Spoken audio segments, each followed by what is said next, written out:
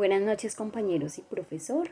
Hoy vamos a hablar de la radio, un medio de comunicación que siempre lleva muchos años al aire, ¿cierto? Es muy antiguo. Además de eso, ha sufrido muchos cambios, como todos los medios de comunicación con el tema de la globalización, ¿cierto? Entonces, este ha tenido que transformarse.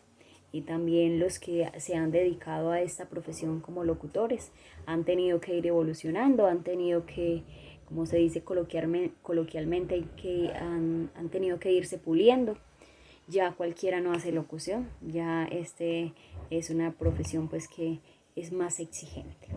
Entonces, aunque no es importante, ¿cierto? No es importante tal vez la imagen como lo es en la televisión, sí es muy importante tener una buena pronunciación y sobre todo porque los temas o los formatos radiofónicos varían mucho, pues hay formatos deportivos, informativos, románticos, de humor. Entonces el locutor debe tener la habilidad, ¿cierto? Para cada uno de esos formatos, porque no va a ser el mismo formato o el mismo timbre de voz para todos. Entonces, todo eso se lleva con qué? Con buena respiración y con una buena dicción. Algunos de esos ejercicios que podemos tener en cuenta, por ejemplo, en el tema de la respiración, recuerdo que he hecho algunos, que es como llenando el estómago de aire, ¿cierto?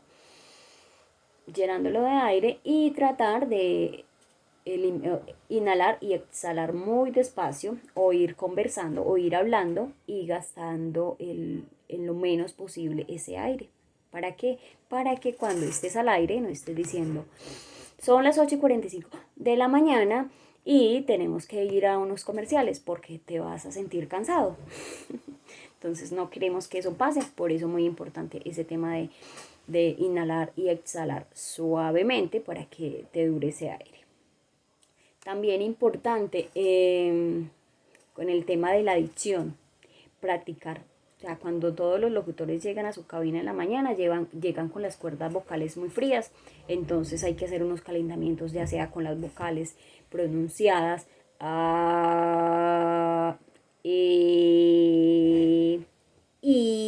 ¿cierto? Ese puede ser un buen ejercicio. También buscar palabras, por ejemplo, me servía cuando buscaba palabras con la A, con la doble C o con la X, ya que es un error muy continuo, ¿cierto? De que algunos locutores la pronuncian de la misma manera, taxi o acceso, ¿cierto? Entonces hay que marcar esa diferencia en esas dos palabras y esto te va a ayudar a tener una buena dicción. Entonces, también cuando estamos haciendo locución, muy importante que decía ahí algunos consejos sobre el micrófono. Muy importante no mover el micrófono, tenerlo siempre en la misma posición, siempre quietecito. La distancia del micrófono, muy importante que sea como a un puñito, ¿cierto?